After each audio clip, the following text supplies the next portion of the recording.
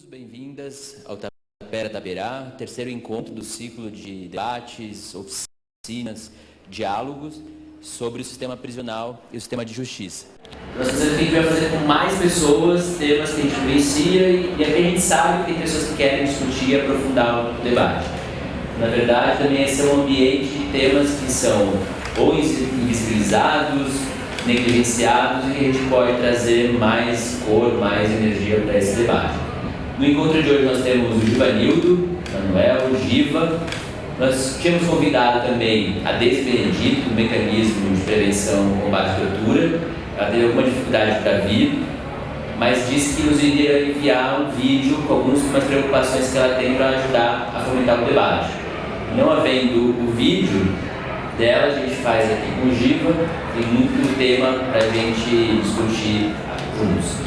Antes da apresentação do Giva, eu vou passar a palavra para a Gisela e depois a gente vai assistir um pequeno filme que ajuda a pensar a temática das populações indígenas e o sistema de justiça, para esquentar um pouco o debate. A gente está aqui nessa atividade, como o André falou, e muito para a gente tirar aquelas dúvidas, preocupações e dificuldades de lidar com aquilo que está posto, né? Temos uma realidade de encarceramento em massa, temos uma realidade cada vez mais de estrangeiros presos, com todos os direitos sendo cerceados.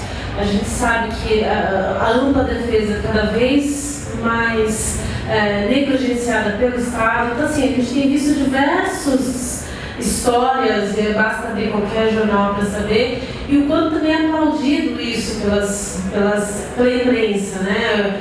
De quanto que entre um traficante e um policial quem você defende, bandido bom, bandido morto, frases de efeito que colam muito na opinião pública. E eu acho que isso a gente também tem que começar a desconstruir de forma miúde, como a gente faz aqui, mas também de forma bastante se posicionando mesmo, né? Eu acho que trazer subsídios, levantar questionamentos, fazer um trabalho mesmo de discussão, de tirar esse ranço que a gente tem aqui. Então, hoje a gente agradece bastante a presença do Givanildo aqui para ser o interlocutor privilegiado dessa conversa, mas depois abrir para todo mundo, para a gente pensar junto, registrar isso hoje. 1, 2, 3, 5 pessoas, sempre, quando se quiser, né? Um convite aberto mesmo. Então, obrigada, vamos lá. O outro ponto é porque o sistema de justiça se torna tão seletivo frente a esses segmentos populacionais. E a terceira é porque o sistema prisional, nas suas condutas, procedimentos, práticas, negligencia ou nega, mais do que negligencia, nega o acesso a direitos por conta desses marcadores sociais. Esses são os pequenos desafios para o debate. Você não precisa dar legitimação pela sua comunidade, né? Você encontra elementos que você se auto-identifica, né? É engraçado, ontem eu fui conversar com o Delgoi. O Delgoi é da Comissão da Verdade, né? Foi da Comissão da Verdade. E durante todo o período que eu conversava com o Delgoi, ele falava, então, entendemos como você, eu estava com mais 2 amigos, um casal de amigos conversando com ele, e a gente estava conversando de algo que eu achava que era superior, e eu falei, eu pensava comigo, não vou falar isso, e aí, em determinado momento, a companheira estava com a gente, ficou meio incomodada e falou, o Giva é indígena. Aí ele falou, ele é indígena. Aí ele olhou para mim e falou, você é indígena? Eu falei, não, eu sou indígena. Mas como é que você sabe que eu sou indígena? Minha mãe é, meu pai é, minha avó é, meu avô era, né? Só não conheci o meu avô por parte do pai, porque ele morreu muito cedo, né? Quando meu pai tinha 10 anos, então eu não conheci. Mas toda a minha família é indígena, portanto eu sou indígena, né? E aí ele ficou constrangidíssimo, pediu uma desculpa. E aí a gente começou a discutir um pouco a situação dos povos indígenas no Brasil, né? Porque, por exemplo, eu acho que tem um equívoco, né? Eu acho que pode ser um avanço diante da barbárie que está colocado aí, mas o equívoco é que, a partir da Constituição de 88, a gente não vive mais num Estado único, a gente vive um pluristado, né? E isso, acho que preocupa muito o Estado brasileiro. O Estado brasileiro, né, intensificou mais ainda os ataques aos povos indígenas. Né? Tiveram pelo menos 3 grandes ataques aos povos indígenas. Né? O primeiro grande ataque foi o ataque da invasão mesmo. Né?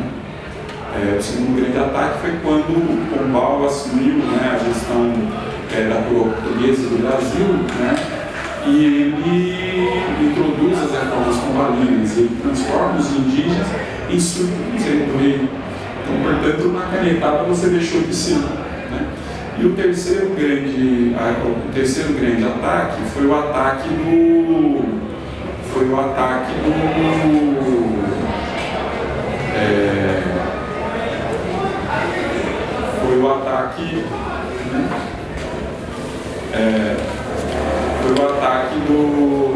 SPI, né? O SPI era Serviço de Proteção Indígena e Busca de Trabalhadores, ou seja, era a precarização dos povos indígenas. Né? Então, essa é uma questão que a gente tem debatido bastante em Israel, né? Que é isso que a Michael está falando, que é o apagamento das identidades. Né? Existe um processo de apagamento de identidade muito grande no Brasil, né, dos povos indígenas. Não faz sentido, né? Porque ser indígena questiona, né, a própria estrutura jurídica, né, e a própria estrutura socioeconômica, né, porque questiona a propriedade privada. Aquilo que se funda a sociedade, aquilo que funda o capitalismo. Né? Então, portanto, você precisa, né, apagar, né, qualquer vestígio dos povos indígenas. Porque na década de 60, o Mário Andreasa dizia que na década de 80 não teria mais indígena no Brasil. Então, muitos de nós somos indígenas e não conseguimos nos reconhecer. Então, uma política etnocida que diz que o indígena é selvagem, é incivilizado, aquela coisa toda. Tem um companheiro nosso, aí para concluir, para entrar no debate, que eu acho que é importante, tem um companheiro nosso, que inclusive a semana que vem vai dar uma informação sobre a presença indígena na cidade de São Paulo, escreveu um livro muito interessante, né? O nome do livro é Nem Tudo Era Italiano, que fala da presença indígena e negra na cidade de São Paulo. Né? Exatamente, é o Carlos José. Né? E que ele vai discutindo essa presença, vai discutindo a ação do Estado, do município, né? Para apagar esses vestígios, o vestígio da cultura indígena, o vestígio da cultura caipira, que são os indígenas, né, e os negros. Né? E o Cazé, ele é professor na Universidade Estadual da Bahia, e ele está vindo, eu espero que ele venha, o ano que vem, para fazer o pós-doc dele. E o pós-doc dele vai ser para discutir os processos migratórios do nordestino para o Sudeste. Né? A gente tem um debate, tem alguns livros, tem um livro muito interessante, que o indígena é o sertanejo, que o nordestino, em boa parte, é indígena. Né? E aí a gente não pode esquecer que essa cidade aqui, na década de 70, 10 pessoas, 7 eram nordestinas, certo? Então, assim, a gente vai precisar rever muitas coisas, né? Porque nem todo pardo é negro, certo? Nem todo pardo é negro. Né? O conceito de misticismo é exatamente para nos transformar em ninguém, né? Aquilo que o Darcy Ribeiro falava, né? Esse colorismo nos transforma em muitas coisas, mas não nos transforma em ninguém. Então a gente precisa deixar de ser ninguém. Né? Então é importante que a gente possa pensar essa coisa. E aí, até pensando nessa coisa do que é o processo, né, de encarceramento nesse país. Né? As cadeias no Brasil, elas são constituídas para encarcerar indígenas, né? Depois os negros, né, os africanos sequestrados. Né? Então a gente tem uma ação histórica desse Estado, né, para criminalizar e encarcerar, e fazer o controle, né, para que os seus interesses possam ser atendidos. Então, a política de encarceramento, ela é histórica, mas ela vai se agravando, eu entendo, né, que tem alguns momentos históricos, mas eu penso que a partir principalmente, né, da década de 80, né, a gente começa um processo crescente de encarceramento, né, a partir da afirmação que o capitalismo ia ter um outro tipo de gestão, ou seja, a gestão neoliberal, né, que os Estados Unidos e a Inglaterra, né, demonstram claramente que relação era essa aqui estabelecida. Mas tem um elemento muito importante. Lá nos Estados Unidos é formado um grupo, quando Reagan chegou ao poder, que é um grupo chamado, conhecido como Falcões. Falcões são os senhores da guerra, né? E os senhores da guerra chegam ao poder e eles formulam um movimento, que esse movimento chama Movimento da Garantia da Lei e da Ordem, certo? Lá na década de 80, nos Estados Unidos, né? A gente está ouvindo essas coisas aqui agora, né? Mas esse movimento começa lá, óbvio, eu imagino, né? Que eles já estavam pensando que haveria uma derrocada da experiência do leste europeu, dos países ditos socialistas, né? Portanto, o socialismo deixaria de amedrontar os países capitalistas, portanto, não era necessário fazer mais mediação. E quais eram as mediações? As mediações eram as políticas do bem social, as políticas keynesianas, certo? Então, não eram necessárias as políticas necessárias. Essas políticas, elas deixariam de ter importância no processo de mediação. Bom, se essas políticas, então, elas deixam de ter importância, né, como é, então, que você vai mediar os conflitos existentes entre o capital e o trabalho, né, que iriam surgir? Porque essa é uma forma de mediação do conflito capital-trabalho, você ter políticas, né, de seguridade social, política de saúde, política de educação, política de assistência, política de previdência. Essas políticas fazem parte desse colchão que amortece os conflitos, né? Tanto é que a gente está vendo agora o que está acontecendo na França e outros países da Europa, né, que o seu colchão o seu cobertor era muito maior do que o nosso, e agora está sendo retirado esse cobertor e as lutas de rua têm se intensificado cada vez mais. Bom, então, iria ocorrer isso, olha, e não é machismo, né, que a gente percebe esse processo dos estados centrais do capital e do estado central do capital, que é dos Estados Unidos, certo? Já no final da década de 80, os Estados Unidos já tinham formulado o consenso de Washington. Em 89, apresentou para o mundo o consenso de Washington.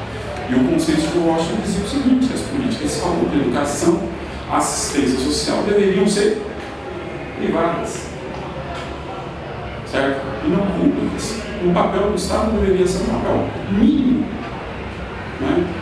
Então o Estado não seria mais mediador, né, de políticas de direitos, certo? O Estado seria ele, né, o fornecedor, né, de clientes para a iniciativa privada, né, atender, né? Bom, então o que veio ocorrendo? A gente cometeu um erro tremendo, né, de não rever o papel das Forças Armadas, o papel da polícia em 88, a Constituição de 88 preservou, né, o papel da polícia, preservou o papel das Forças Armadas. A polícia continuou sendo militar, a polícia militar era uma prerrogativa do regime militar, né? Em 68 a gente tem o AI-5, né? E logo em seguida, em 69, a polícia, que era a força pública, ela, e guarda civil, né, ela se transforma em polícia militar. Isso quer dizer o seguinte, que o golpe era baseado numa doutrina, o golpe de civil militar de 64 é baseado numa doutrina do inimigo interno, certo? Que foi, olha só que coisa, que foi importada da Alemanha nazista pelo John Kennedy, que elabora a sua doutrina de segurança, né, externa, a política de segurança dele, né, na sua atuação na geopolítica, né? E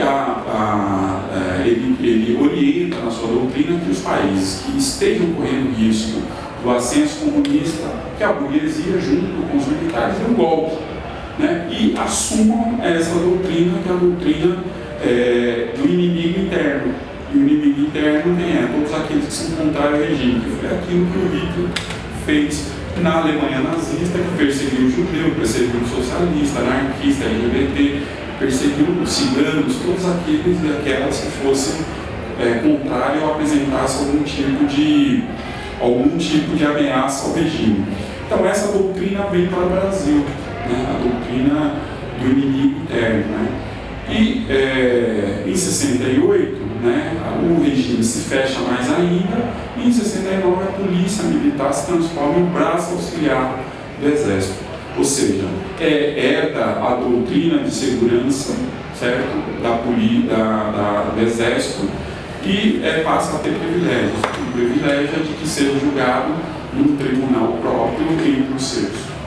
O segundo privilégio é a justificativa das mortes cometidas pela polícia, né, que são os tais autos de resistência, com justificativa que a polícia tinha que se defender dos ataques dos terroristas, né, que eram aqueles que lutavam legitimamente contra o regime militar.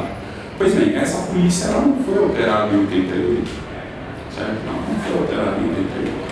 E a gente aqui no Brasil, né, é só a gente olhar os números, né, essas coisas a gente vai olhando os números e entendendo essa dinâmica, né? Aqui no Brasil, o primeiro evento que deixou marcas profundas na gente foi o evento de 92, que foi os crimes do Carandiru. Foi o primeiro ensaio de um processo de agravamento da violência do Estado brasileiro. Quem viu aquilo ali sabe o terror que foi aquilo ali, né? Tanto do ponto de vista de mortes como do ponto de vista midiático, né? E a gente via a repercussão na opinião pública, né? Que acabava, a partir daquele ciclo midiático, acabava justificando aquele número de mortes absurdas que aconteceu no Carandiru, né? Mas aqui em São Paulo, essa política do movimento da garantia da lei e da ordem, ela se instala nos Estados Unidos e ela tem a sua primeira experiência em Nova York, né? O cara que está assumindo agora o ministério que era da Hillary, né, se não me engano, o Giuliani, né, que era o prefeito que implantou lá em Nova York a política de tolerância zero, né, baseado nessa política, que era a política da garantia da lei e da ordem, né. Tanto é que agora a gente tem um monte de programa, né, garantia da lei e da ordem, tal, né, o coronel naquele ato pacífico lá, não sei se vocês leram, procurem, vocês vão ver ele falando, naquele ato pacífico que teve lá na Batata, enorme, que eles jogaram bomba no pessoal tomando cerveja, aí o pessoal foi questionar o coronel disse, eu estou aqui para garantir a lei e a ordem. Certo? Então essa política ela foi adotada aqui no Brasil, né, estruturalmente, porque nós somos herdeiros das doutrinas de segurança estadunidense, né? Doutrina Nixon, doutrina Kennedy, doutrina Nixon, doutrina Bush pai, Bush filho, Obama, todas essas doutrinas a gente assume ela para a nossa política de segurança ou de insegurança pública que nós temos. Então aqui em São Paulo, então, a gente adota como o atual governador assume o governo de São Paulo, né? Ele assume o governo de São Paulo e ele implanta a política de tolerância zero. Neste momento, a política de encarceramento, ela se acelera no Brasil. Ela se acelera em São Paulo e um tempo depois ela também se acelera no Brasil. Porque em 2006, eu não sei se vocês lembram, o atual governador do estado de São Paulo, ele é candidato a presidente da República contra o Lula, né? E eu não sei se vocês também já perceberam, e eu acho que é legal entrar na internet e pegar os programas do Alckmin não diz absolutamente nada, mas tem carro de polícia e prisão para dar com pau, certo? Então qual era o grande trunfo e a grande política do Alckmin? Cadeia e polícia, né? E chama o Lula para dança, o Lula vai para dança e o Lula apresenta a sua política de segurança pública, que é as unidades de polícia pacificadora, que é a mesma política do Alckmin, né? Em síntese, essa política de insegurança pública, ela tem a seguinte característica: o Estado invade com a força policial e todo um aparato de guerra no território, e logo em seguida implanta políticas sociais, que é a avaliação é que existe violência ali, porque não tem a presença do Estado. Então, é preciso retomar o território, retoma o território na base da força e implanta as políticas que não tem ali, portanto, né, teoricamente, você pacificaria. Bom, não foi isso que aconteceu. Né? Nesse período aí de 2015, 2014, não sei, foi o número de encarcerados no Brasil subiu 167%. Né? Aqui no estado de São Paulo, se não me engano, triplicou o número, né, de encarcerados e encarceradas, né, no Brasil, aqui no estado de São Paulo. Então, né, esse processo de encarceramento, uma pessoa muito interessante, já peguei agora com um vídeo dela, um documentário que era a figura central, a Angela Davis já estava discutindo isso há muitos anos atrás, porque ela estava percebendo o que estava acontecendo com os negros e os latinos lá nos Estados Unidos. Né? E agora tem um documentário que chama 13ª Emenda. Vocês já viram?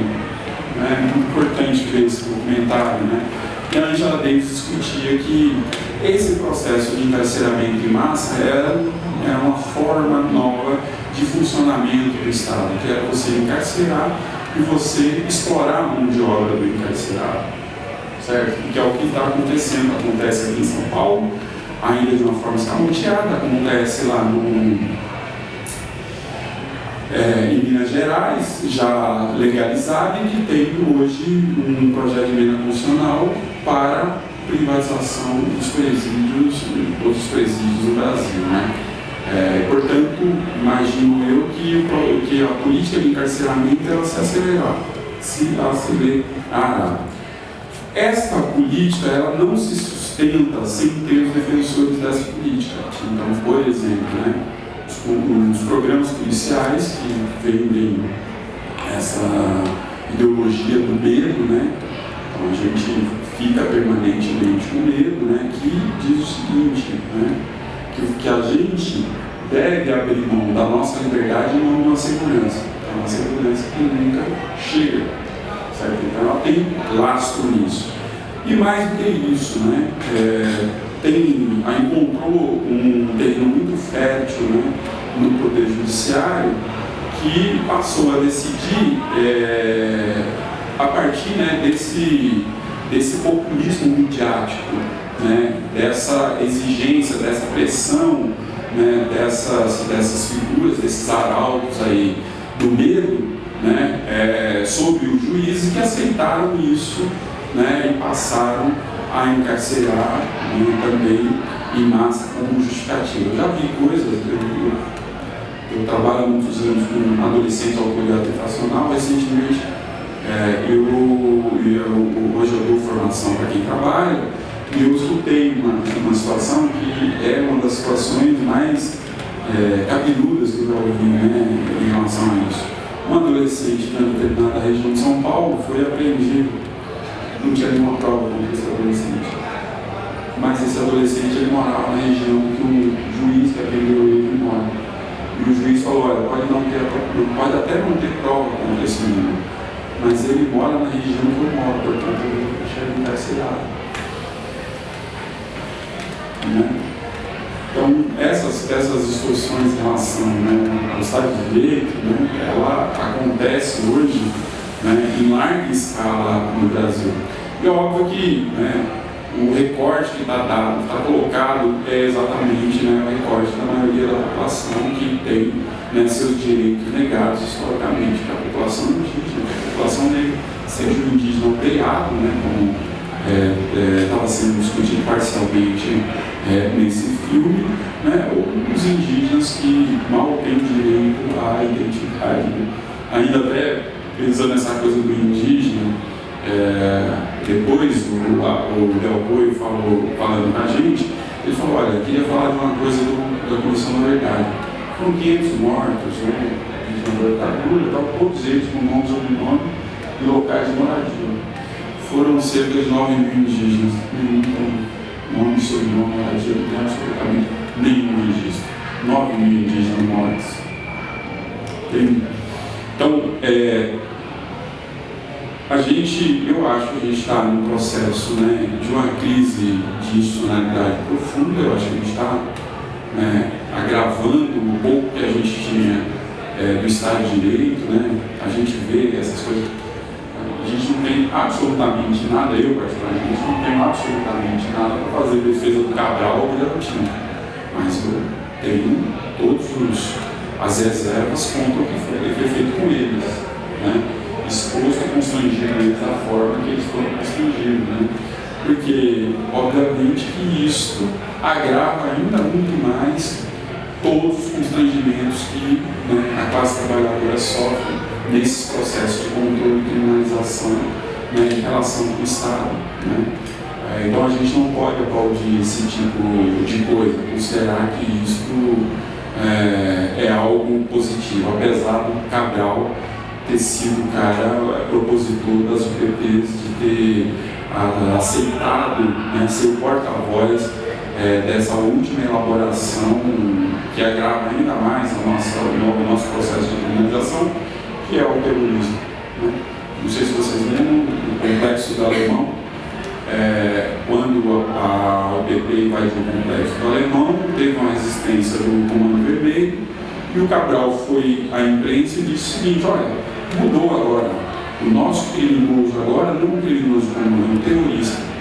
Ou seja, o Cabral, que estava planejando na embaixada estadunidense essa ação, né, foi um dos lugares que ele planejou, ele sai de lá aceitando a elaboração estadunidense, né,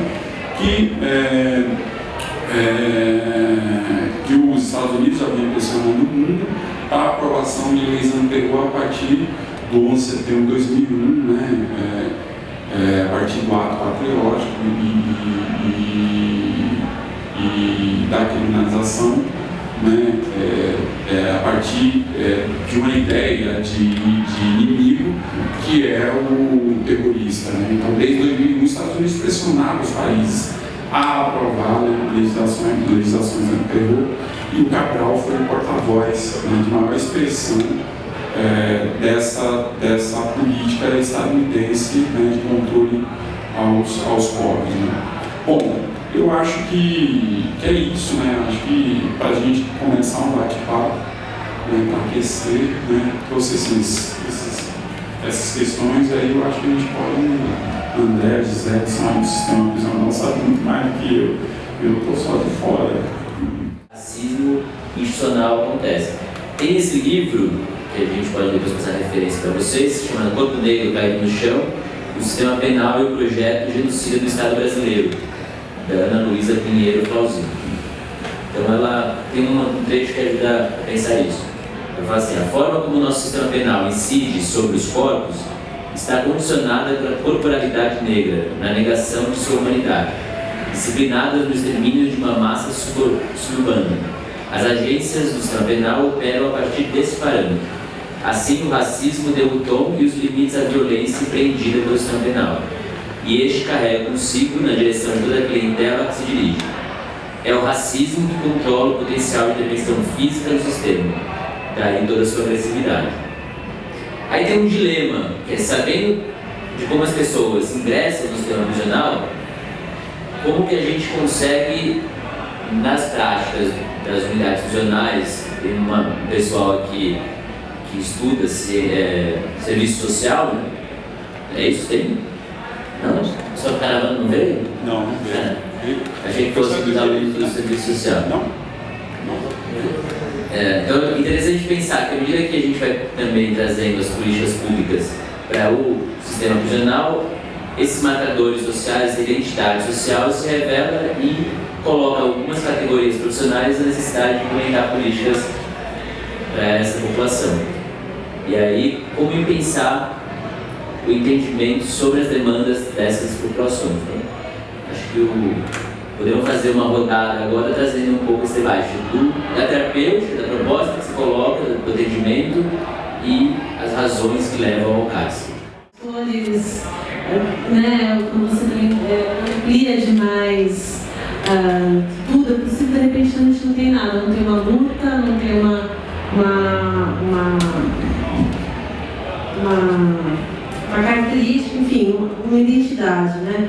E aí eu estava lembrando desde o Código Penal, o primeiro Código Penal brasileiro, né, e o primeiro momento ali da República Brasileira, e assim, o esforço de tirar qualquer símbolo da escravidão de toda a República Nova que estava no caso a República Velha, mas naquele momento estava se instaurando, e esse esforço também de você não apresentar a cor, como a cor fosse, ou qualquer identidade fosse apartada do indivíduo e aquela coisa quase que eugênica, né, de você não ter mais esses resquícios da escravidão, né, que seria a barbárie e tal, tudo muito no discurso, né, e na prática você começa a criminalizar práticas identitárias, a poeira, você começa grupos de Umbanda, do Candomblé e outras da divindade indígena, né, outras manifestações, você começa a criminalizar a identidade desses sujeitos, né, e isso perpetua no sistema prisional até hoje, né, de outras formas, até muito mais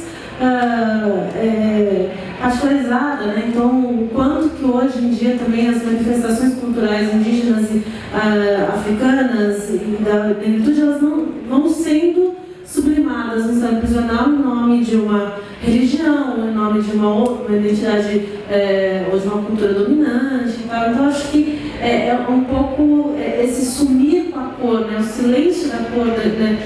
Na República e no Estado moderno, que vem até a polícia, na SAP, quem define a cor é um agente penitenciário. Então, assim, um agente, e a gente novamente vai se perdendo nessa questão, às vezes, burocrática da cor, é só um detalhe, mas também o quanto que a gente invisibiliza por meio dessa só um detalhe, não se prenda isso, temos coisas muito mais sérias, tem a superpopulação, encarceramento, a superpopulação, tem outros problemas, a tuberculose, você começa outros problemas maiores, né, colocado como maiores, e esse vai novamente se morrendo, né, vai virando um assunto menor.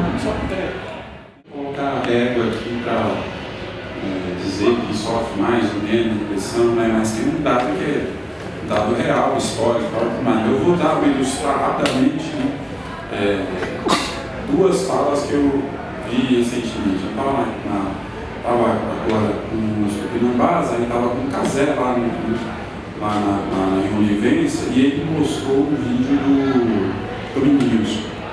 Aí o Domingos dizia o seguinte: olha, minha mãe era índia, meu pai era índio, e você conhece comigo. Aí hoje de manhã eu estava lá no Jardim Pantanal, lá na Zona Leste, fazendo uma discussão sobre racismo e violência do Estado, e foi um funkeiro, né, um MC, e ele falou exatamente isso: meu pai e minha mãe são índios. E aí, né, não se identificava como indígena, né? E aí eu fui conversar com ele, eu falei: seu pai e tua mãe era indígena, e você é o quê? Ele falou: eu posso ser qualquer coisa, eu posso ser branco, posso ser negro. Ou seja, é um processo de apagamento, assimilacionismo, de genocídio, na verdade, né? Que a gente vive, que é algo que é extremamente terrível, né? Para qualquer povo, né? Porque a história é o que nos guia, né? Quando a gente não consegue, não conhece a nossa história, a gente anda na penumbra, a gente não sabe quem nós somos. Os brancos sabem, tem um registro de saída lá do país de origem e tem um registro de entrada aqui nesse país. Então as pessoas conhecem a sua história, né? Tem uma narrativa, sabem o que aconteceu nas suas vidas. Os negros não, os indígenas não. Horrível isso. Vamos circular o microfone, fiquem à vontade nas perguntas. Acho que tá melhor. Pode fazer em blocos para dinamizar. Só antes de passar, eu queria parabenizar e agradecer ao jornalista pelas múltiplas falas, pela ampla gama de ideias, conceitos e fatos que apresentou aqui para a gente. Falou pouquíssimo de si próprio, né? Porque é uma grande qualidade. Enfim, muito legal, uma honra que te ter aqui com a gente. Obrigado. Enfim, a gente viu, né, a opressão, a invisibilidade, o descaso, né, que existe da sociedade em relação aos indígenas, acho que principalmente, na minha visão, porque precisava haver uma legitimação, até falou-se sobre isso, né, da colonização e da conquista e tal, então aquele povo que era de fato o dono da terra e o indígena no sentido de dominar, né, aquela mata, aqueles costumes, aquela área, aquela região mesmo, precisava ser exterminada, afinal estavam roubando, né, alguma coisa ali muito séria. Então isso acho que nos Estados Unidos acontece também. Talvez lá as políticas tenham sido um pouco mais enfáticas, né, mas também acontece muito, assim. Eu queria saber se você vê não uma solução, porque eu não sei se existe uma solução, né, mas assim, eu acho que isso envolve tantas questões, né, educação, é uma cultura mesmo, né, que vem de 500 anos, né, que é justamente, especificamente de indígena, eu acho, nem tenho muito conhecimento, assim, mas é uma visão, né, os portugueses, enfim, precisaram fazer isso, né, para se legitimar. Então é algo que aconteceu há muitos anos. Como é que a gente muda? Não tem movimento nenhum, né, em Ministério da Educação, para ter uma abordagem diferente sobre tudo isso na escola, né, desde que a gente tem frases que eu sempre falo, por exemplo, para os meus enteados, tal coisa é programa de índio. Gente, programa de índio é um programa sensacional. Entendeu? É ficar na natureza, na cachoeira, no rio ali, e eles mudaram isso, de fato, já tem anos. Mas enfim, né, é uma coisa que está aí, né? Esse lado negativo, né? Que não deveria ser. O que você acha ou que iniciativas estão acontecendo para mudar isso? Complexo. Qual é o seu nome, por favor? Krishna. Meu nome é Matheus, eu estudo filosofia, mas eu também faço parte de uma política pública da prefeitura, o programa de desenvolvimento cultural. E meio que falando do que você comentou, nos últimos 4 meses a gente tem participado da construção de um projeto de ensino étnico-racial em escolas públicas da periferia, principalmente. Justamente com vistas a aplicar a lei da obrigatoriedade do ensino étnico-racial, que ela existe, mas é muito pouco aplicada, por falta de material, falta de vontade, enfim. E gostaria que o João comentasse um pouco sobre essa questão do ensino étnico-racial na escola. E outra coisa, um comentário sobre uma coisa que você falou que chamou minha atenção, sem querer polemizar muito, mas em relação não sei, um uso excessivo contra, por exemplo, o garotinho Cabral, que é algo que não pode ser aceito em nenhum nível. Mas eu tenho a impressão que tem uma diferença desse uso, deixa eu ver se eu consigo colocar, no sentido de que, por exemplo, o Cabral, o garotinho estava sendo preso de forma justificada. No meu ver, pelo que eu vi das imagens, não estava rolando uma abuso de poder, estava rolando uma indignação de uma criança mimada que não aceita ser julgada pelo que fez. O que é diferente, por exemplo, do que acontece com a população negra ou indígena, que eles são presos e sofrem um uso excessivo da força de maneira injustificada. E a indignação deles não repercute igual, por exemplo, repercute a indignação do garotinho. Só essa diferenciação, o que você acha também, como trabalhar essa diferença? O próprio documentário, um dia eu consigo editar, consigo botar na praça e tal.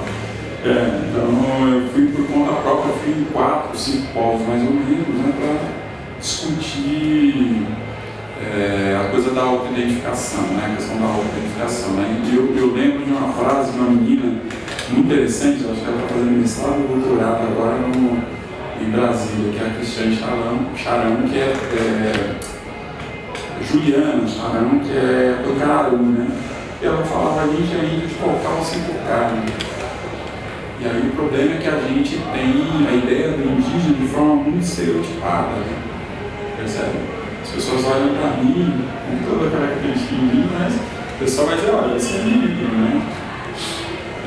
Você não é indígena. E eu demorei também muito a aderir, né? O debate indígena, né? Eu estava até achando que a Deise hoje, que a Deise ficava me cutucando. Vai lá trabalhar com os indígenas, você trabalha com tudo, você milita com tudo, vai lá, você é indígena, vai lá, ela ficava brincando, né? E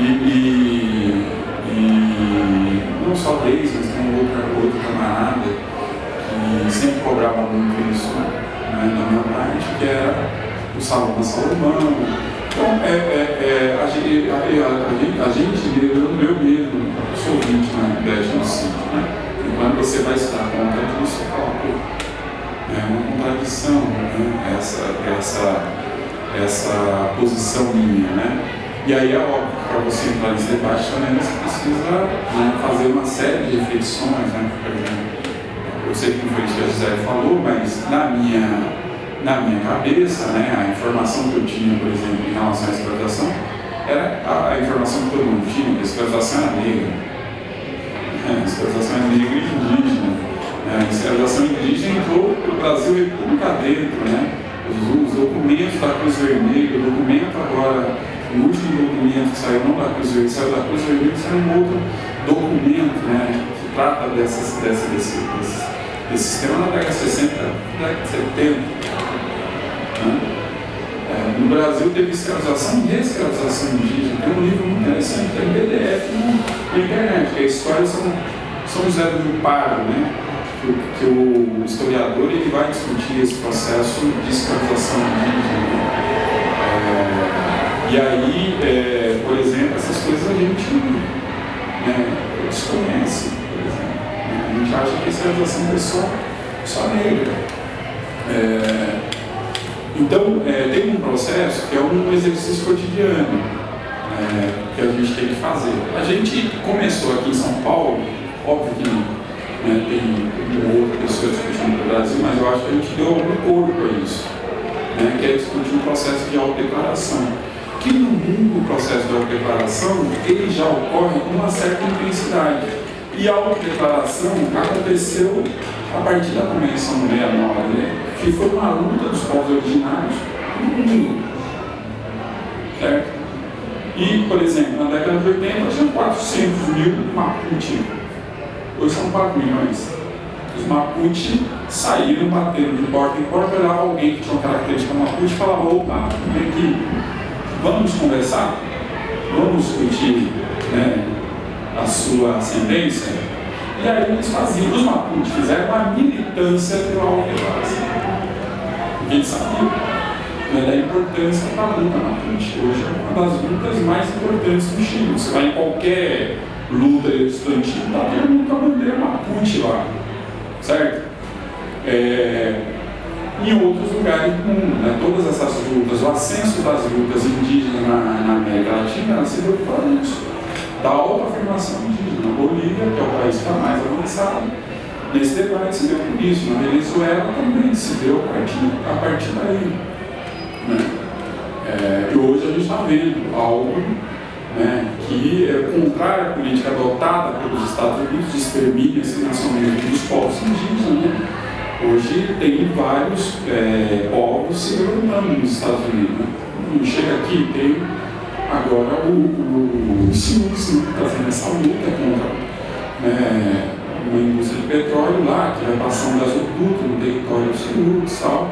Então, uma guerra ferradíssima, né? As mulheres indígenas têm sofrido muito, né? Porque a polícia pega as mulheres indígenas, tira a roupa delas e coloca elas num lugar muito frio, né? Que causa muito constrangimento às mulheres, enfim, todo tipo de abuso, enfim, mas os povos indígenas estão no mundo tem um processo de discussão a respeito da autenticação. Né? Nesse processo que eu estava no Nordeste, coincidentemente eu fui para o Recife no dia, eu estava tomando uma cerveja e tinha uma menina, comecei a conversar com ela, o companheiro dela veio, australiano.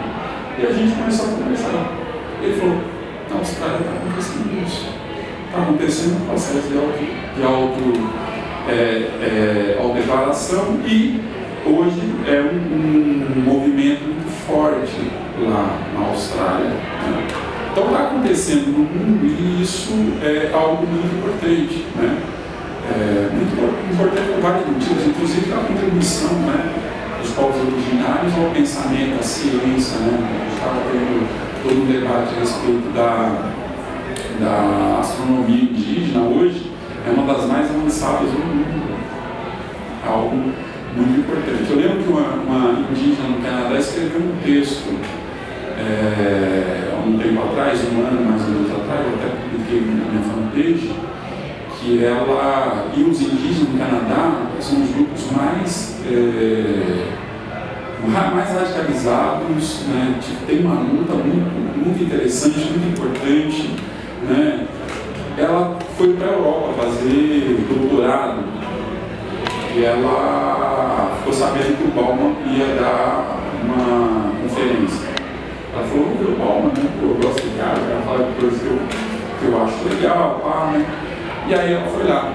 E o Bauman falava uma série de paradigmas e atribuía algum pensador europeu. E ela estava estudando a origem do pensamento. Ela falou, pô, esse cara aí que eu admiro pra caramba, tá falando tal paradigma que é de tal povo, tá falando tal paradigma que é de tal povo. Né? Então, essa contribuição que vem sido apagada, né? A ciência que vem sido apagada, né? Toda a contribuição é necessário que se tenha reconhecimento, porque o nosso referencial não é só eurocêntrico. Não estou dizendo que o pensamento europeu não é um pensamento que pode ser validado. Aquilo que nos faz, né, construir uma sociedade emancipada, eu acho que, né, não é nenhum problema. Agora, eu penso que tem uma potência esse debate da autodeclaração. A gente começou um movimento há cerca de uns 2 anos, mais ou menos, continua acumulando e tudo mais, e hoje a gente já vê nascer um pensamento mais consistente e permanente. Né? Os movimentos das periferias já introduziram a questão indígena. Os grandes movimentos ainda não introduziram, mas vários movimentos têm introduzido a questão indígena. Né? Genocida, teve o Tribunal Popular lá no Jardim Ângela, a gente discutiu, ficou um tempão discutindo o Comitê Juventude e Resistência, conforme a defesa da vida, foi feito o Tribunal Popular do genocídio do povo negro e indígena. Se a gente vai ver uma série de ações que têm acontecido, tem apontado para a violência dos povos indígenas, né, da juventude indígena, enfim, né, tem todo um debate crescente que é muito importante, né, porque nós indígenas, precisamos fazer um processo que, né, o movimento negro conseguiu de forma organizada na década de 70 e 80, 90 principalmente, fazer, que foi um processo de autodeclaração. E não só isso, né? Fazer esse debate e ir para a universidade produzir conhecimento. Né? E hoje, obviamente, por conta desse esforço, dessa mobilização, né? Esse debate é um debate que tem avançado e avançado muito. Né? Então a gente precisa fazer isso, a gente tem consciência que a gente precisa fazer isso. E a gente tem estimulado gente, eu acho que daqui a algum tempo, né, a gente vai ter bastante produção nesse sentido. Eu acho que essa é uma questão. Em relação à produção e as políticas do governo federal, então, eu tenho várias potências, porque o governo federal, as políticas, elas vêm com uma característica muito única, essa característica de um olhar equivocado sobre os povos indígenas. Aliás, a afirmação de um olhar equivocado, né, sobre os povos europeus, são os povos indígenas aldeados, né, e os povos indígenas que foram desterritorializados, aldeados. Né. a tese eu espero que a tese do pós-doc do Casé possa trazer muitos elementos nesse sentido, né? Porque já tem muitos elementos, né? Tem um livro muito interessante que é o sertanejo indígena, né? Porque o processo de invasão que se deu no Brasil foi pelo Nordeste, que empurrou os indígenas para as regiões mais inóspitas, mas que também estrategicamente, que eram regiões muito bem colocadas estrategicamente. Quem vai para o sertão do Nordeste vai verificar que o sertão do Nordeste tem montanhas, né? E vai verificar, por exemplo, que a maioria dos povos estão em regiões altas, no Pará, Tupinambá. Você vai ver que tem uma parte superior no litoral, mas tem outras que estão na serra, certo? Então você vai ver que estrategicamente, né, os povos foram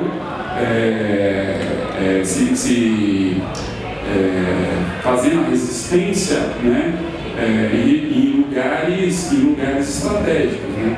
Foi interessante, né, porque tem um processo de debate no movimento indígena, e esses dias um companheiro do Nordeste estava narrando uma conversa que ele teve com uma companheira do Norte, indígena do Norte, que ela dizia: nós somos os verdadeiros indígenas, nós existimos. E aí o companheiro falou: se a gente vai discutir resistência, né, nós somos os resistentes, porque nós somos os reexistentes. Nós conseguimos, a partir de toda a violência que nós sofremos, resistir, né, e manter, né, traços importantes ainda das nossas culturas, certo? Porque foi exatamente por aqui, a região norte do país, né, a ocupação territorial, historicamente é muito recente, certo? Então a resistência ela se deu pelo Nordeste. Então esse processo, né, essas políticas, elas são políticas que, além de não alcançar, são políticas muito intervencionistas. Eu acho muito interessante como agora eu acho que deveria ter uma outra característica dos pontos de cultura, né? E essa é uma preocupação legítima, né? Mário de Andrade teve uma sacação fantástica, né? Quando ele pensou, né, esse registro da diversidade, não só registro, a possibilidade dos povos, né, se registrarem, né, regionalmente, né? Mas, enfim, né? Esse é um processo, mas esta característica, que é uma característica estereotipada, é uma marca muito presente nas políticas do Estado, né? E no último período, a gente sabe que foi um tremendo desastre. A política que a Dilma tinha para os povos indígenas era Minha Casa Minha Vida. Foi terrível, e nenhum processo de marcação e homologação das terras dos povos indígenas, né? Então, isso é uma coisa. Outra questão que você colocou, eu acho que é uma questão muito importante, que volta no Estado, né? Teve um processo, olha só que coisa interessante, olha só que riqueza, para quem pensa, né, uma outra sociabilidade. Teve um processo lá, eu não vou lembrar em detalhes, mas dos Macuxi, lá na Raposa Guerra do Sol. Não sei se eu te contei a respeito desse processo. Então, esse processo foi o seguinte: um indígena Macuxi, três indígenas Macuxi tiveram uma ação violenta contra, né, outros Macuxis. Bom, o que aconteceu?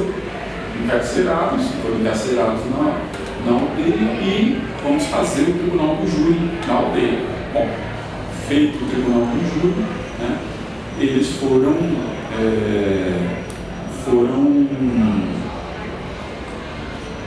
a sentença deles foi o aprisionamento por um determinado tempo, 4, 5 anos, não sei, não lembro. Os anciãos das aldeias, né, se reuniram e falaram isso. Não é assim que se trata ser humano. Não é assim que se deve tratar ser humano. Né? Porque eles viram toda aquela ritualística do tribunal e ficaram e falaram, pô, o que é isso?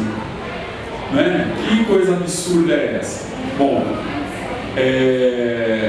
eles fizeram o tribunal. Eles fizeram o tribunal e deram a decisão. Qual foi a decisão? Por 2 anos, aqueles macuxis não deveriam mais se aproximar daquela aldeia que eles cometeram a violência.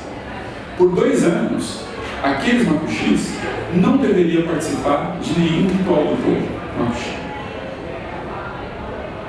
Essa é a sentença. Bom, o que aconteceu? Foi para o Tribunal de Justiça para homologar. Não foi homologado. Então coloca em debate, né, algo que eu acho que faltou no vídeo, que é o pluristado, que hoje está sendo implantado lá na Bolívia, começando pelos guaranis, né, que é a autonomia para, a partir da sua sociabilidade, construir suas regras, né, de convivência, que são as leis. Né? Então, eu acho que esse debate tem gente que está fazendo esse debate, inclusive uma jurista indígena lá do Raposa do Sol, que é uma figura muito interessante, que é a Joênia Pichana. Tem uma galera que está fazendo esse debate. Né? Eu acho que ainda tem muita coisa para ser debatido em relação aos povos indígenas, muita coisa, não é pouca coisa.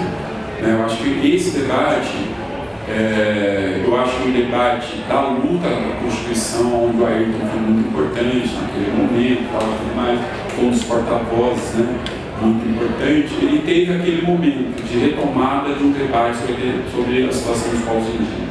Eu acho que agora, nesse último período, está, né, tendo um outro debate, que é um debate que eu considero muito importante, esse debate a respeito do que é o povo brasileiro. É importante que a gente possa fazer esse debate. E aí a tua questão foi em relação à educação, sim. E a nuance em relação ao Então, a gente tem debatido essa história aí das leis, né, da cultura indígena e negra, né? Eu acho que, como eu estava falando, tem uma cúmula do movimento negro, que foi para a academia, que produziu. O movimento indígena não tem muita produção, aí eu acho que tem um problema, certo? Eu acho que falta a produção, né? A gente até discute se, esqueci o nome da 11.645, né? 11.645, né? Então, se a 11.645, né? Ela foi uma vitória ou não, e como é que você faz? Coloca o carro na frente dos dois e você prepara antes, porque senão um companheiro chegou outro dia, professor, né, muito revoltado, ele dá aula, estava começando a introduzir esse debate, está acompanhando os debates que a gente tem feito, e aí ele teve uma atividade sobre a questão indígena, e essa atividade estereotipada, sem nenhum debate mais profundo sobre, né, os povos indígenas, o que foi essa história e tudo mais. E aí tem uma questão que é a seguinte, né? Esses dias a gente conversou bastante sobre educação indígena, né? Porque é o seguinte, olha só, né? Aí falando da educação indígena especificamente, né? Tem muita especificidade no conhecimento, né? Tem uma outra sociabilidade, tem uma outra perspectiva, né? E o que a gente tem verificado é que tem sido feito uma adaptação dos conteúdos só. Né? Isso é absolutamente insuficiente, é muito insuficiente. Né? Então, eu acho que esse debate é um dos debates mais importantes, eu acho que a gente tem que ver, porque a ideia de mundo é uma outra ideia, como se organiza o mundo é uma outra ideia. Na verdade, só fazer, né, adaptação, né, na verdade, né, o povo continua ainda um processo impositivo da produção do conhecimento. Isso. E por fim, que é essa questão. Então, o problema é que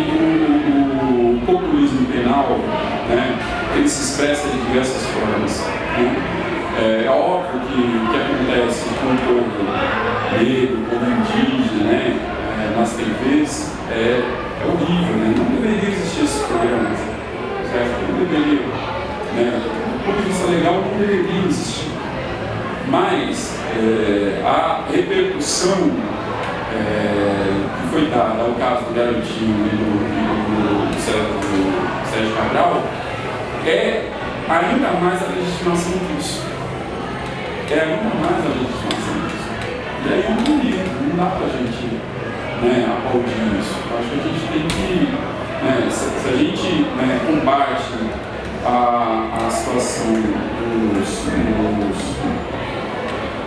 das violações que ocorrem cotidianamente, né, contra a classe trabalhadora, né, a gente não pode aplaudir esse tipo de coisa. Eu não vou aplaudir nunca, por exemplo, o Lula sair algemado, né, nenhuma outra pessoa sair algemada, porque é a legitimação, você vai legitimando essas coisas, né? E na verdade a questão em relação ao Sérgio Cabral, eu acho que ele teve muitos questionamentos, mas foi que rasparam a cabeça dele, tiraram e imediatamente começaram a divulgar a foto dele, cabeça raspada.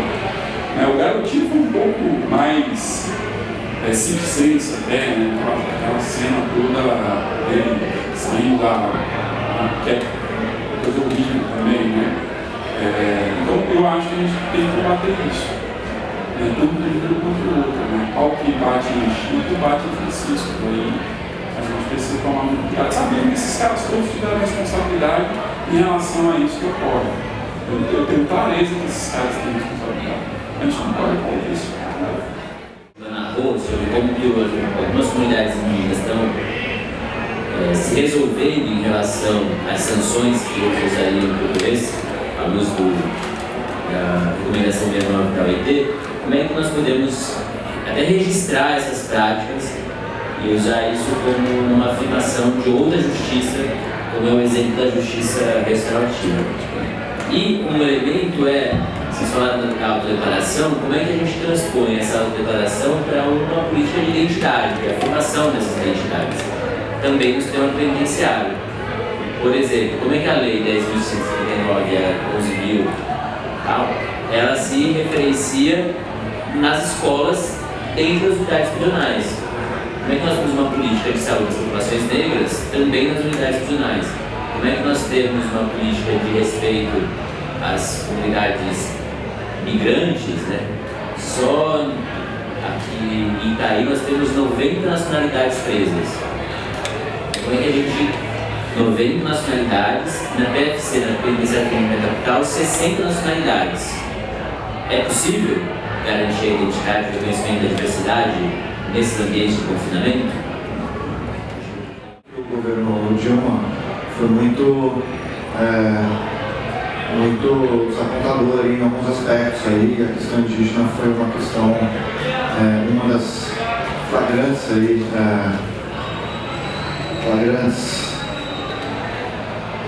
descaso, né? Ou em busca das palavras aqui, mas nós estamos agora num outro momento, né? Que é o governo do Temer. Enfim, eu entendo que o governo do Temer é uma continuidade de muito do que já vinha sendo ruim no governo anterior, muito do que já vinha sendo recente no governo anterior. Eu queria poder te ouvir um pouco da conjuntura atual, se o governo Temer ele deu seguimento à deficiência que já vinha no governo Dilma, ou se ele é qualitativamente já muito pior, com esses militares que parece que ele vem designando para a FUNAI. Enfim, uma avaliação mais, se você achar conveniente, claro, né? Uma avaliação mais específica do quadro político atual e de perspectivas e de como as comunidades, os povos, os debates, né, vêm se mobilizando, talvez, se houve uma fragmentação adicional, se é um desalento ou se está havendo uma renovação, uma mobilização, o que a gente pode esperar aí para o futuro, né? Enfim, eu acho que é uma pergunta. Vamos lá, mas não queria deixar de fazer assim. Claro, sim. Oi. Fiquei pensando nisso que você acabou de falar, de necessidades específicas, e aí me veio um pouco que eu tenho lido sobre a questão da mulher dentro do sistema carcerário Porque aí a gente pode pensar, enfim, mulheres grávidas ou mulheres que têm toda uma estrutura familiar que envolve e como é isso delas, né, estarem presas, e que a maior parte das mulheres estão em prisões mistas. E aí como é isso, né? Como é essa relação, assim, enfim, violências e abusos que elas podem sofrer por também uma condição específica e uma visão, né, específica sobre elas. E é isso. Se vocês têm alguma informação, alguma coisa para dizer. Momento para a gente discutir o rumo um pouco desses nossos encontros. Se continuamos fazendo mais, quais temas vocês gostariam de apreciar?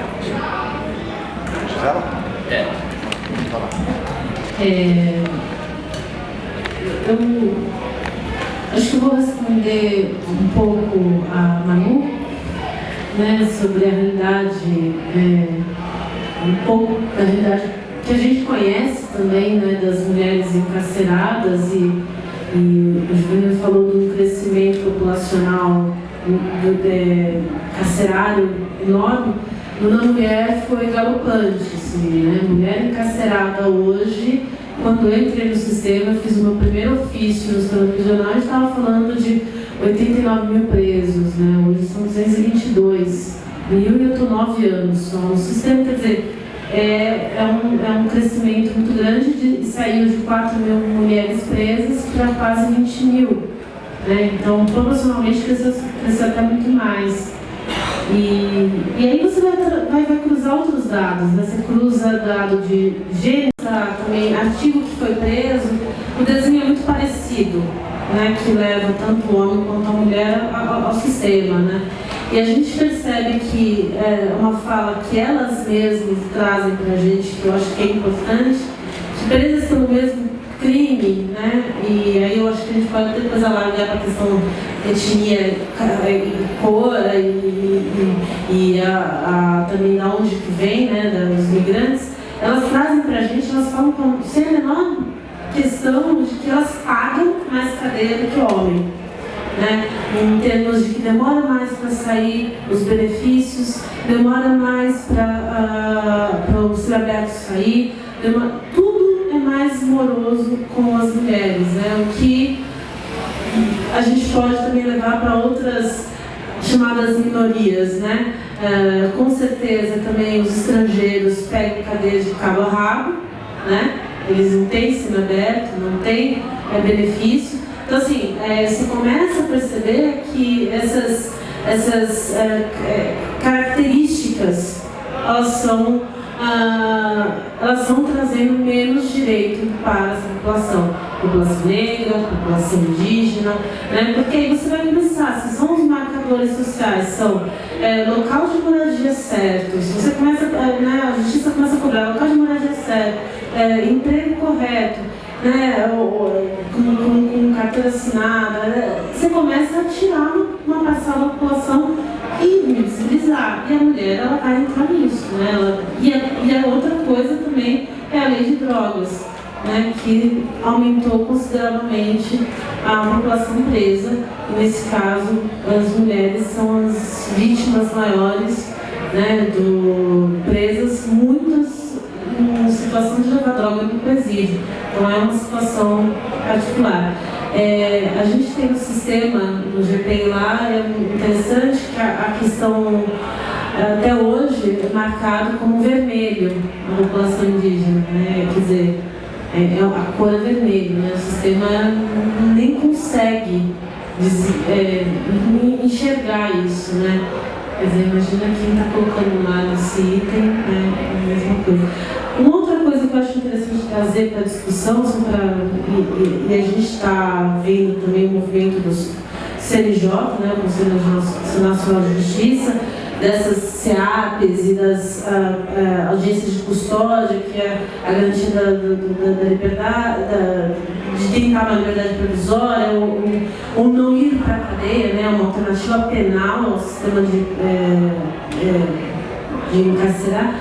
E aí a gente vê, né, até nisso, né, se a gente for pensar, todo o sistema de justiça também está marcado por um preconceito institucionalizado, também nessas novas alternativas que se mostram ampliar a garantia de direitos, ampliar mas você continua incorrendo nas mesmas armadilhas da cor, raça, etnia, gênero. Então, e a Defensoria Pública do Rio de Janeiro, tanto o IDDD aqui em São Paulo, avaliando o impacto dessas audiências de custódia, que é quando a pessoa é presa em flagrante, ela tem até 24 horas para comparecer na frente do juiz, e esse juiz arbitrar ou a soltura, ou a liberdade preventiva, ou uma alternativa à prisão, ou de fato a prisão, a gente percebe que negros estão sendo muito menos, são aos negros, e no caso negros e pardos aqui, são concedidos muito menos liberdade provisória para eles, muito menos alternativas penais, e a maioria vai para o CDP mesmo, cumprir a pena com restrição de direitos, enfim, de liberdade. Então, até nisso, né? Então, tanto no Rio quanto em São Paulo, estudos de 1 ano de agência de custódia já revelou isso, assim, muito rapidamente já se apontou isso. Olha, isso é uma questão, até nessa nova modalidade, isso também acontece. Então, assim, para trazer essa questão de que justiça para todos, a lei favorece quem está operando essa lei, a gente também está vendo essa inferência sobre a sua origem, a sua identidade, a sua cultura. Então, só para trazer mais dados para o debate também, que eu acho importante. Algumas questões eu acho que é importante, né? Produção, eu acho que tem produção que até nem entrou hipermulheres. Hipermulheres? Entrou. Dos Pancararu? Oi? Dos Pancararu? Não. Não? Não. De quem que é? Um vídeo muito interessante, esqueci agora, mas um vídeo interessante, um ritual muito fechado e que... Hipermulheres está no Netflix até. Eu não sei se está no Netflix, tá? Tá, não tá? Tá. Muito legal. Eles não selecionaram nenhum filme que estava já no Netflix. Não selecionaram. Só coisas que estavam. Eu acho que essa retomada tem que para mim, muito potente, das coisas que eu tenho visto. Foi a coisa mais potente, né? Nos últimos tempos, esse filme, ele aponta um limite, né, que até então não tinha sido apontado, né? Eu acho que tem coisas muito boas sendo produzidas. A questão não é essa, eu acho que a questão é uma questão da relação dos povos indígenas com o Estado brasileiro. Né? Porque essa relação é uma relação de interpretação. Eu acho que não dá para falar de determinadas situações aqui, né, mas esse processo de política, da forma como as políticas são feitas, causa muitos rachas internos nos povos indígenas. Certo? Ao invés de você, né, destinar o recurso para que autonomamente, né, as ações possam ser desenvolvidas, tantas e quantas forem possíveis, né, mas que seja gestada no seio dos povos indígenas. Então isso não é feito. Né? E esse tipo de política que é mediado por um Estado, que é um Estado extremamente burocratizado, que causa, né, uma dependência, que também cria determinadas situações de privilégio, certo? É algo também que contribui com o Estado numa política, né, de apagamento e assimilacionismo.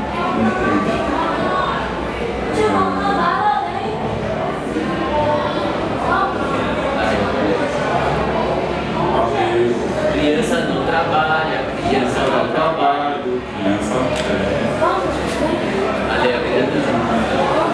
Hoje a gente está discutindo a situação da população indígena, negras.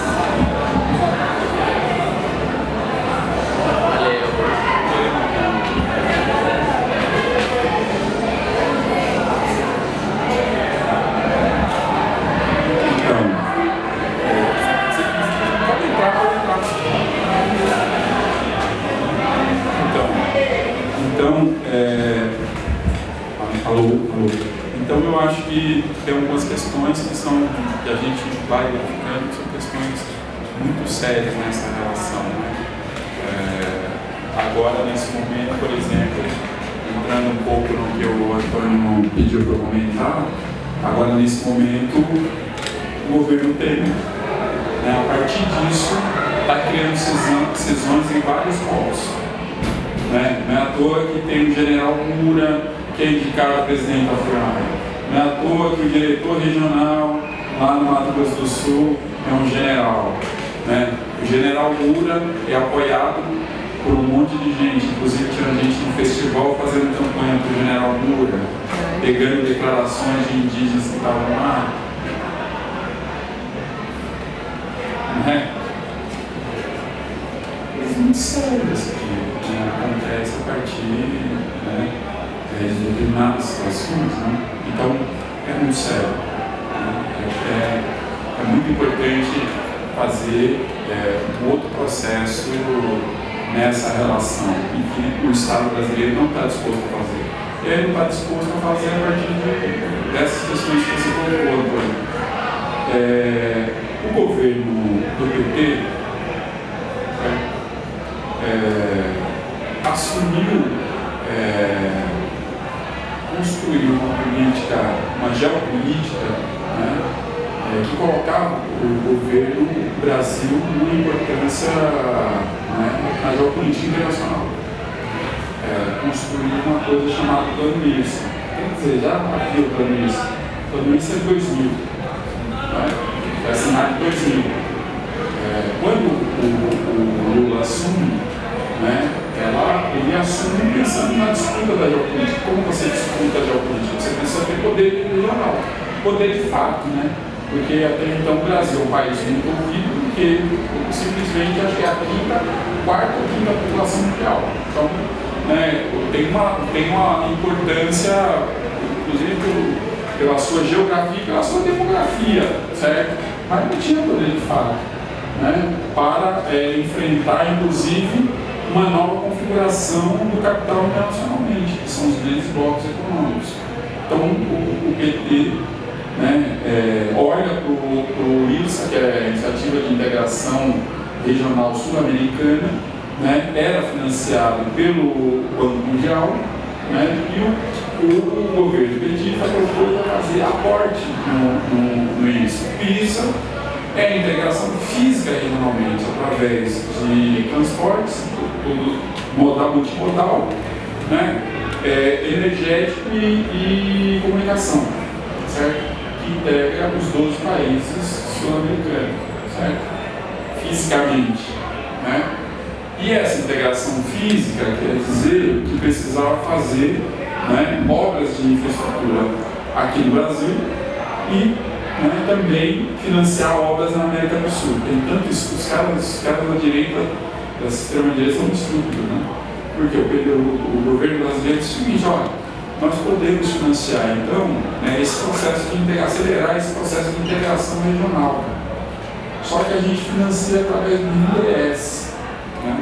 O BNDES não é um banco multilateral, não é um banco, né, como o Banco Mundial e tal, que pode financiar os países. O BNDES, ele não pode financiar empresas em outros países. Ela pode financiar o que o PT arrumou, foi uma proposta de financiar os países, emprestar dinheiro para os países, mas os países eram obrigados a contratar empresas brasileiras. Certo?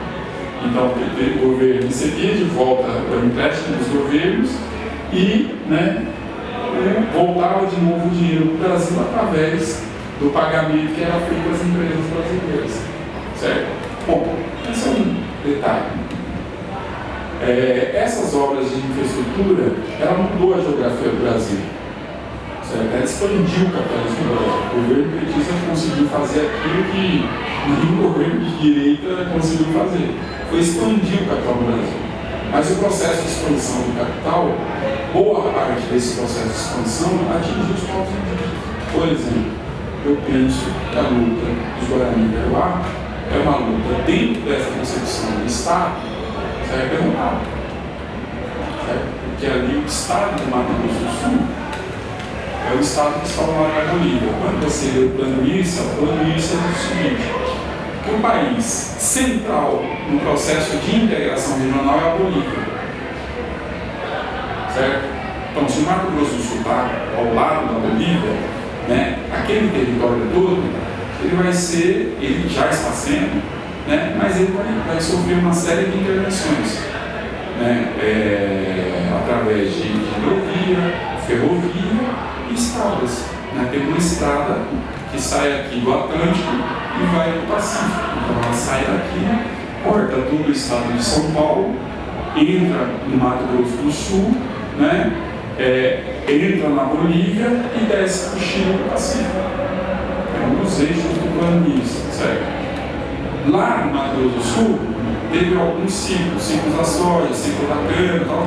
Agora está começando outro ciclo, que é o ciclo do eucalipto. Agora não, já há algum tempo, né? Foi feito uma joint venture com essa empresa de papel e celulose, de Votorantim, e mais uma empresa, e formaram a maior empresa de papel e celulose do mundo. Então os caras vão infestar o Mato Grosso do Sul de eucalipto, certo? Bom, eu não sei, na verdade, né, se o governo Temer tem essa capacidade de pensar geopolítica. Eu acho que não, acho que tem um bando de estúpido lá, bandido estúpido, certo? Para mim, eu acho que os caras são bandidos estúpidos. Não, são muito estúpidos, certo? O cara, para roubar galinha, o cara foi pego roubando galinha, gente. Ele pego roubando galinha, e o outro trouxa vai e diz, não, ele pode roubar galinha. Né?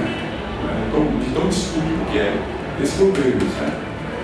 Então eu não sei se eles vão continuar o processo de integração regional. Andaram pela China, andou pela China. A China está aproveitando esse grande intelectual que chegou no poder lá nos Estados Unidos, dizendo que não quer saber de relações com outros países, que vai desenvolver indústria, tem uma lógica do cara, mas enfim, aí baixa, né, o presidente chinês já no Xi, já disse, eu estou aqui, estou à disposição e tal. Então pode ser que, né, continue esse processo de integração regional.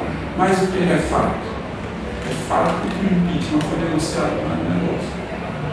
É fato que o Temer disse que vai colocar o exército, né, para resolver os conflitos no mundo. Isso é fato.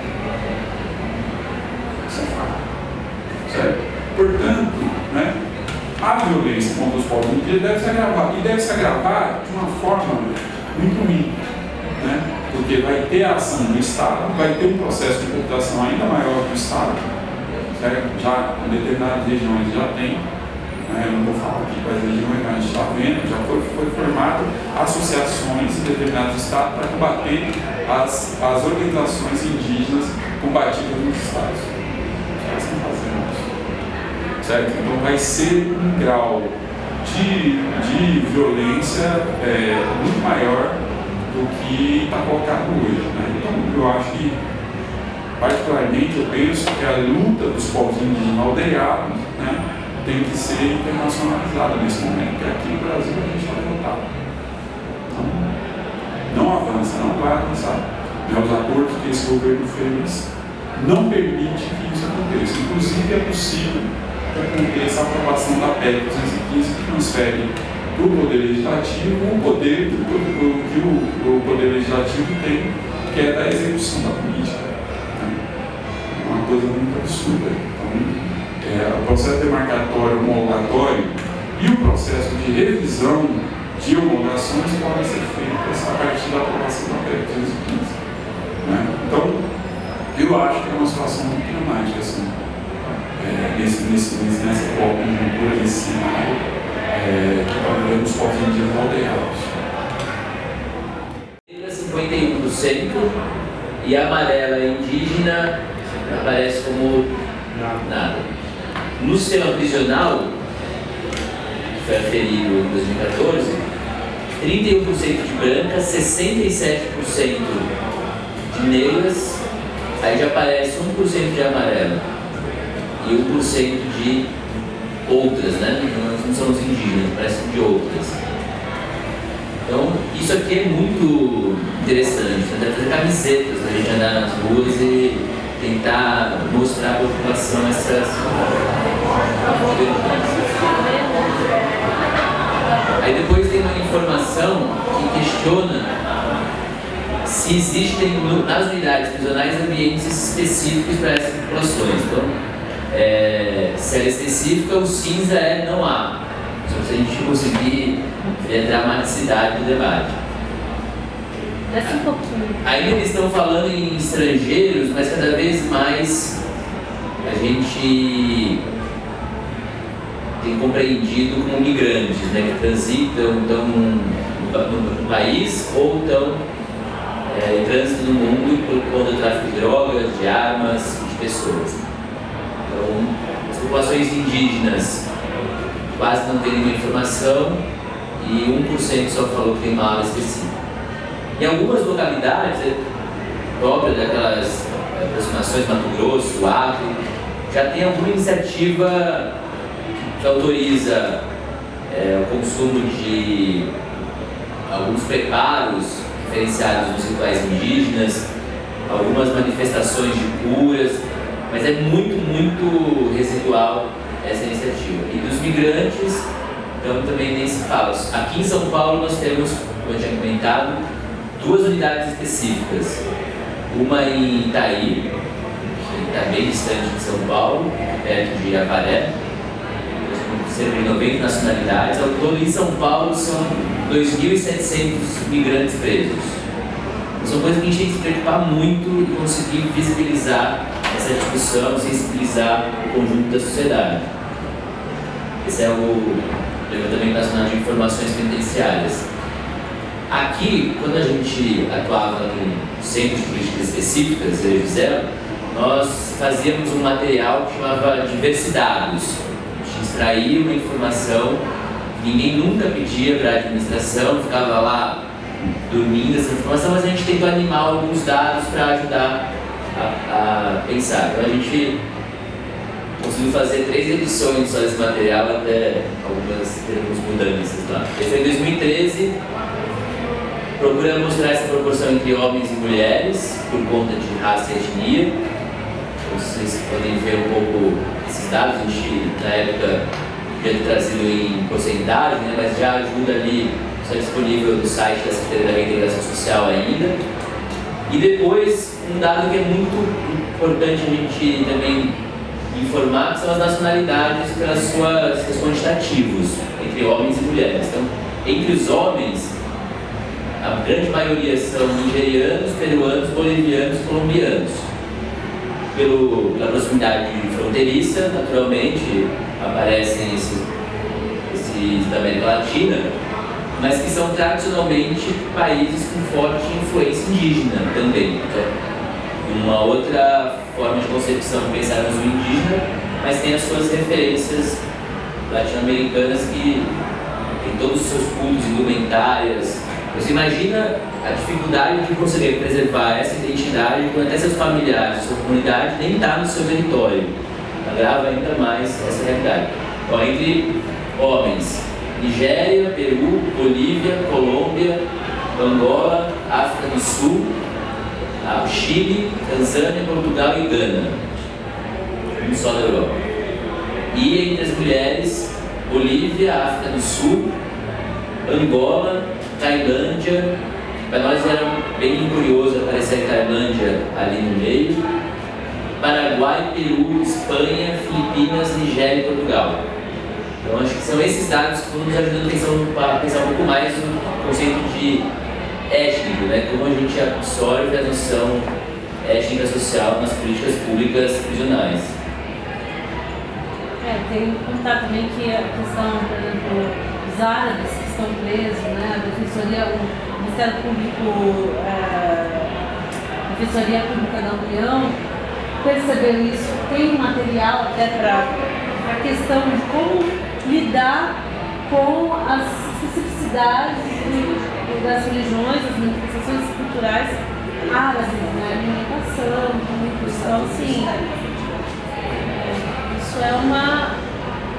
Quer dizer, começa a impor para o próprio sistema na ponta, na execução da política, uma inabilidade total de não conhecer nem a política, tampouco a teoria, e muito menos na prática como lidar com que aquele sujeito não come carne, ou porque aquele sujeito não quer cortar o cabelo, né? Porque é o que corta esse cabelo. Então, assim, a gente tem esferas, até chegar na lida mesmo, que aí a gente está falando de diversas violações que, assim, não daria para pincelar mesmo, né? A dificuldade que tem na prática de interferir nessas dificuldades mesmo, né?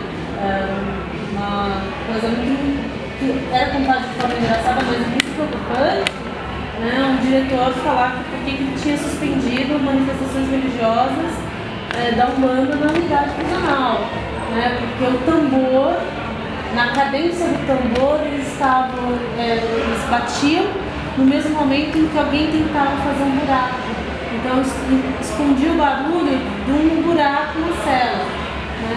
Essa história nunca veio a ser verdade ou mentira, mas colou de uma forma que se espalhou no sistema. Hoje não se bate mais tambor, né? Então,